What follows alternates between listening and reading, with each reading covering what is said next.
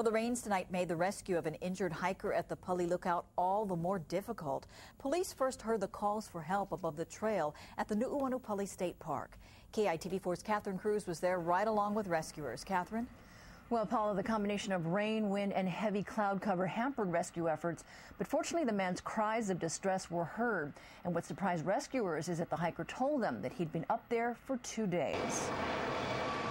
The conditions were far from ideal for flying a rescue helicopter. The 911 call came in just after 4 this afternoon, but the low cloud cover and gusty winds made the aerial check difficult. Fire crews were alerted to the emergency by a patrol officer responding to an unrelated call for a break-in of a vehicle near the lookout.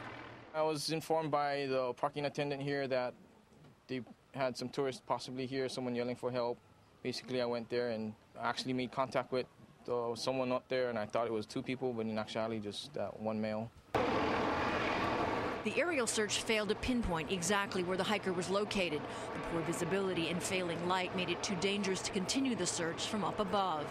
It was too risky to continue operating it, so it's completely ground operation at this point. By 6 p.m., rescue crews finally made contact with the man, but it would take at least an hour to help him out because of a leg injury. It appears that they're at least 100 yards above this section of the Old Pali Road, parallel to the ridge line that leads up to the HONOLULU Peak. When the park closed last night, HPD says there was 1 car left behind. It eventually got towed. Police are trying to determine if that car belonged to the injured hiker.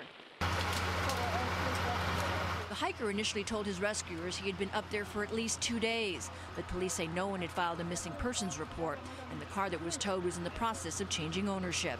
The man told firefighters his name was Joseph Souza from Kailua and that he was 61 years old. Our main concern right now is that we get him off of the mountain and down to where he can be checked by EMS before it gets dark, and get our firefighters off so that we don't subject them to any needless risk. Souza was taken to the hospital in serious condition. Now, officials hope to be able to talk to Souza when he's in better shape to check out his story that he'd been up there for 2 days. Reporting live, CRUZ, KITV4 News.